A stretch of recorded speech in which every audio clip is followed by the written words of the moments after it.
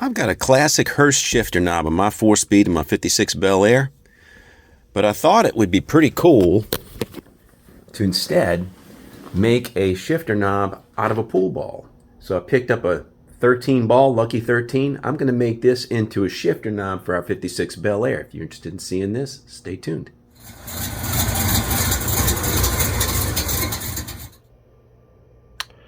I picked up this 13 ball, a billiard ball from a antique shop. They had a whole bucket full of them, and I thought it would be a really cool shifter knob for my 4-speed. So I'm going to take this and make this into a shifter knob. I got it clamped in my vise. I don't have a drill press, but I bought a threaded sleeve, a threaded insert that'll go into the pool ball, and this is the same thread as the shifter handle, which I think is 5/16 by course, and it's going to go right dead center. There's also a stop nut that goes on the shifter that has a little bit of depth, so I'm going to countersink this a little bit into the pool ball, and then what I'll do is I'll go ahead and epoxy this. So I've looked around at the size drill bits that I have, and what I'm going to do is I'm going to drill a pilot hole, then I'm going to chase it through with a step taper, and then the interior part needs to be a bigger diameter, so I'm going to use this bigger diameter to match or come pretty close to the diameter of the inner part of the threaded sleeve.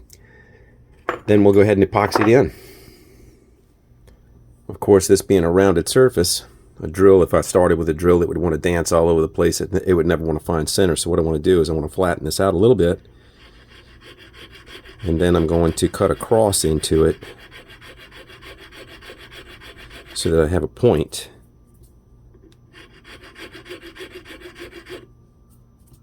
It's interesting, this ball has this amber hue. It's got this aged hue, but you see when I'm filing through it, the white comes through. So I'm wondering, it depends. If I don't like this color on the interior of my car, I might be able to take a little bit of fine sandpaper, sand the whole thing down, and then and polish it back out. So now this is a triangular file. I'm going to take it on the point.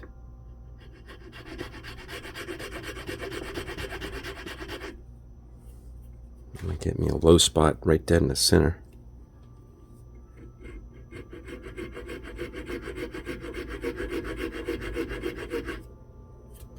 So now I've got a point that I'll be able to drill through. Use a smaller diameter drill bit to do that. This is about a 1/4 inch.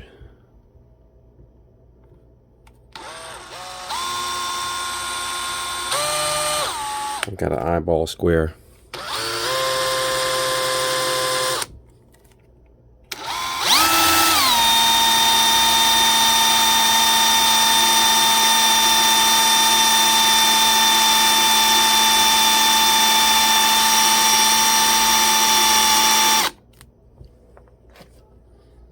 It's looking good so far.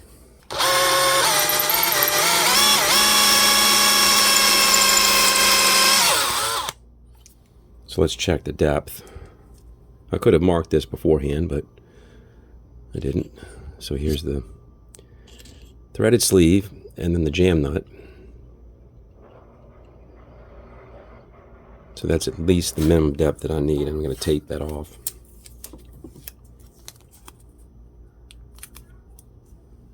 So that's to there. Let's just check. I'm pretty sure I'm already there. Exactly. Exactly. Okay, so now these are the two diameters I need to get to.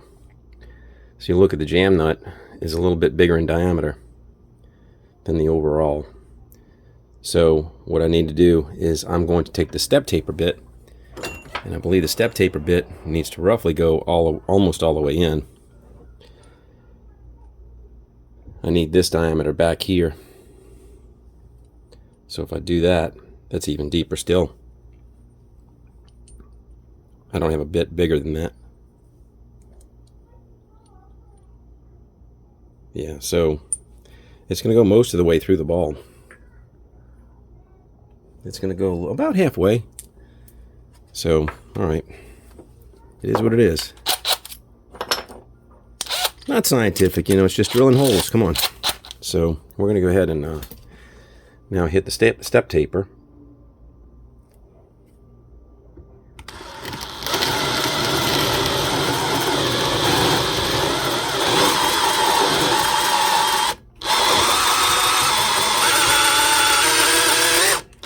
It gets harder as we go with depth.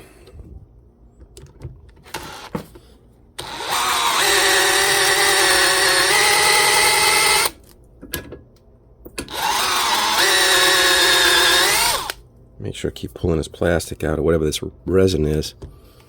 Pull that out.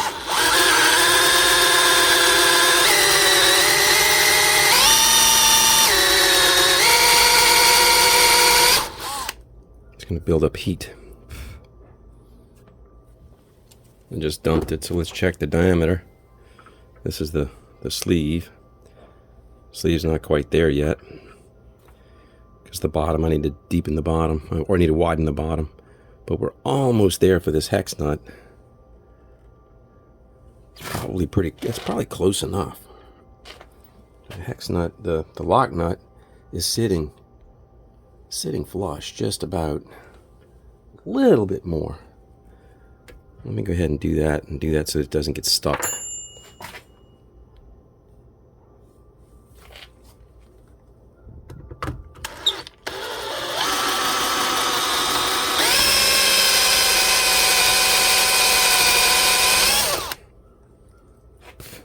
There we go.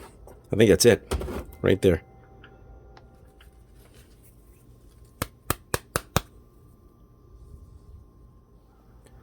Alright, now it's fully drilled. Let's see if my threaded sleeve will go in. Threaded sleeve stops a little bit short, which I expected because the step taper doesn't hit this diameter soon enough. So what I need to do is I need to open up the bottom of this with a bigger bit so that I can get the sleeve fully in there. Let me go ahead and do that.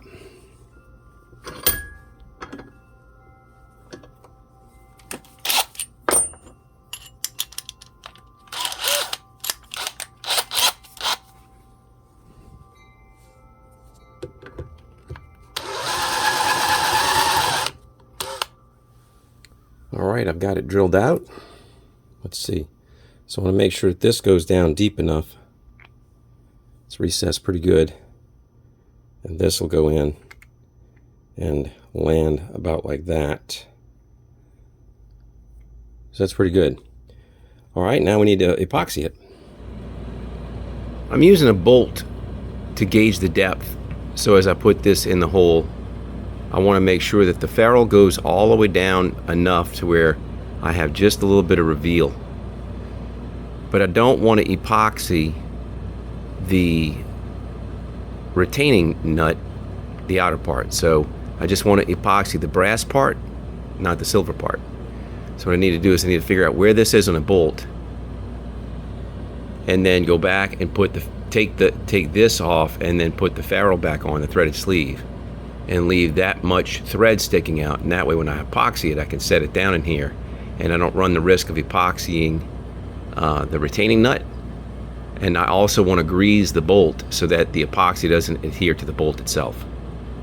What I'm going to be using is JB Weld. Well, actually, JB Weld, right? So JB Weld makes a number of different products, but this is their Clear Weld by JB Weld. So that's what I'm going to be using. It's a two-part epoxy. We'll use that to adhere that threaded brass part. So I have the nut set to the right depth. And I've got grease on the threads and grease on the ends. A little bit of this two-part epoxy, which it says it says it cures in 5 minutes. So we need to mix that up, and I need to, I guess it looks like it's very liquidy. I need to pour it in.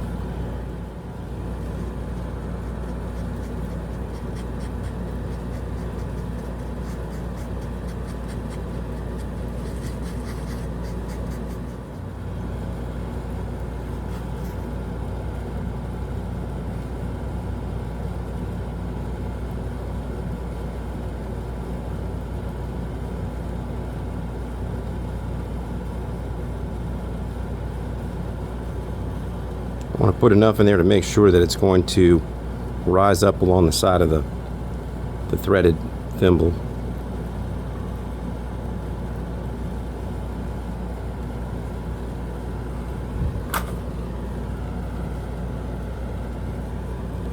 I think it's going to displace it just right.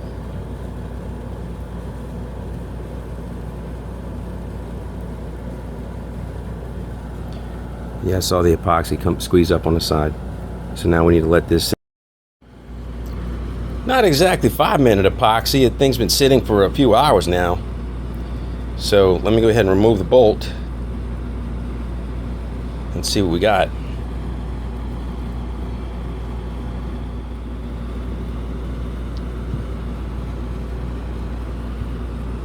Clean that up. So I took a little dental pick and I picked it all out, and they had a little bit of epoxy that had squeezed all the way up around the edges, so I know I've got really good coverage. So all we need to do now is just go mount this. Take off the classic Hurst with the H gate. It's got the insignia on it, but instead of that, we know how to shift it, don't we? You know, it's just an H gate. Reverses up and to the left. There we go. Let's see if I can get it. We'll tighten it up. Get it to where it's in the right position.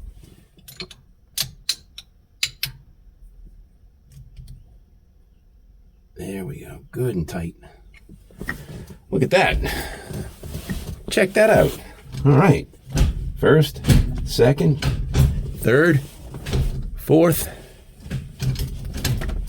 and reverse. Neutral. I like it. Let's step back and look at it. That looks sweet. Let's step back. Looks dynamite. Goes with the theme, man. Look at that. It even goes with my my dice pull knobs. It's all part of the theme. But anyway, there you have it. Pretty simple, easy. I know we were just drilling a hole today and just inserting some epoxy, but anyway, do hope you liked this video, and if you did, please give it a thumbs up, and as always, if you're enjoying my channel, I'd love a subscription. So that's the very last thing we're going to do in the interior. The next thing is we are definitely going to get this thing running. So next up is going to be the exhaust system, and then the motor, and then we're going to light this rocket. Cannot wait. So until I see you next time, please take care of yourself. Cheers.